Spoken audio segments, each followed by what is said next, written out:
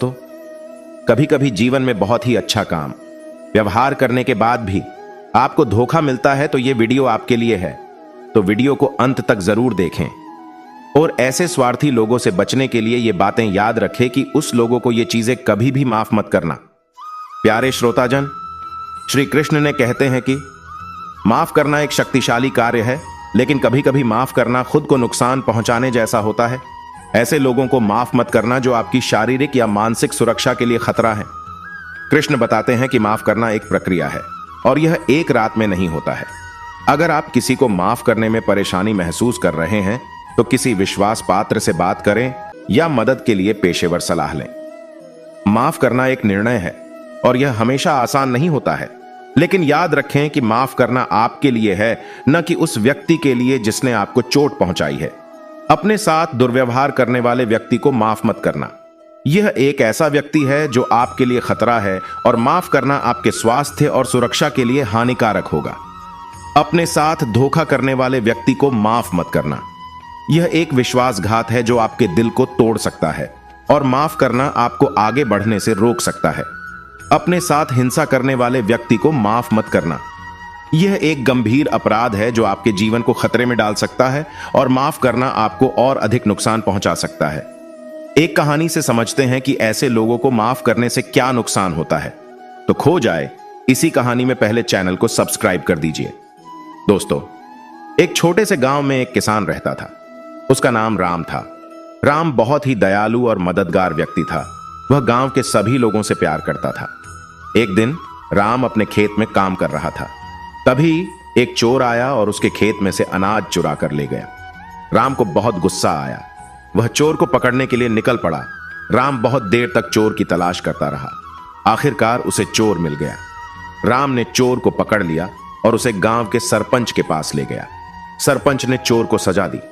चोर को गांव से बाहर निकाल दिया गया। राम को चोर को माफ करने में बहुत मुश्किल हो रही थी। वह चोर के बारे में सोचता रहता था।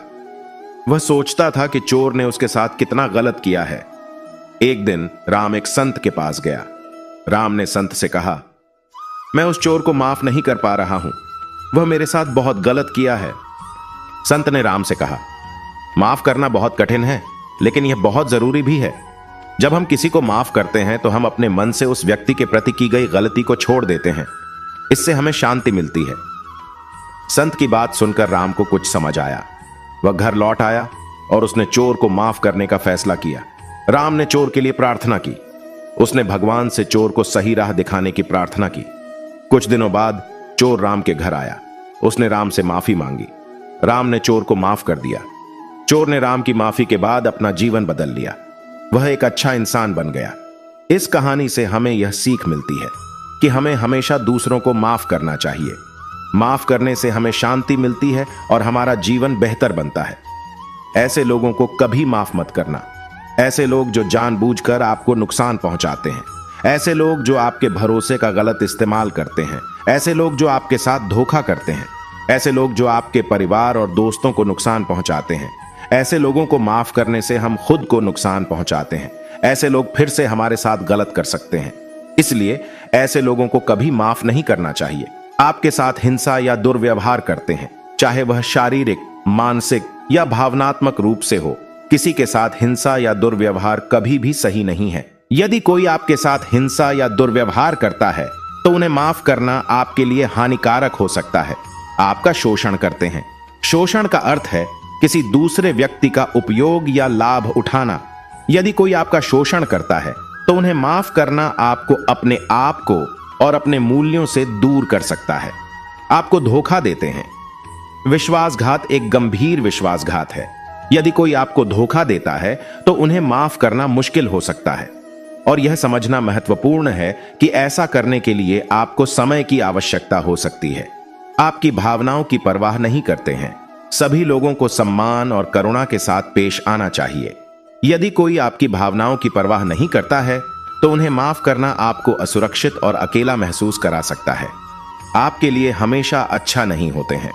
सभी लोग कभी कभी गलतियां करते हैं, लेकिन यदि कोई आपके लिए हमेशा अच्छा नहीं होता है तो उन्हें माफ करना आपको निराश और परेशान महसूस करा सकता है। बेशक माफ करना एक व्यक्तिगत निर्णय है, कुछ लोग ऐसे लोगों को माफ करना चुन सकते हैं जो उन्होंने नुकसान पहुंचाया है, जबकि अन्य ऐसा नहीं कर सकते हैं। निर्णय लेने से पहले यह महत्वपूर्ण है कि आप अपने भावनाओं और अपने लिए सबसे अच्छा क्या है, इस पर विचार करें। यदि आप ऐसे लोगों को माफ करने के बारे में सोच रहे हैं जिन्होंने आपको नुकसान पहुंचाया है, तो यहां कुछ बातें हैं जो आप मदद के लिए कर सकते हैं। अपने भावनाओं का सामना करें। माफ करने से पहले अपने डर, गुस्से या उदासी जैसी सभी भावनाओं को महसूस करना महत्वपूर्ण है। इन भावनाओं को दबाने से आपके लिए माफ करना और आगे बढ़ना मुश्किल हो सकता है। अपने लक्ष्य निर्धारित करें। माफ करने का आपका लक्ष्य क्या है? क्या आप उस व्यक्ति के साथ संबंध सुधारना चाहते हैं? क्या आप बस उस भावना से छुटकारा पाना चाहते हैं कि आपको उसने नुकसान पहुंचाया है?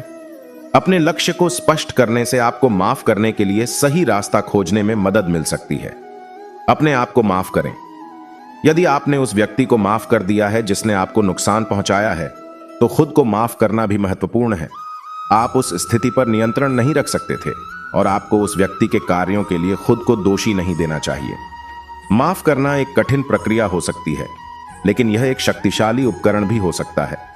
माफ करने से आपको अपने अतीत को पीछे छोड़ने और अपने जीवन में आगे बढ़ने में मदद मिल सकती है।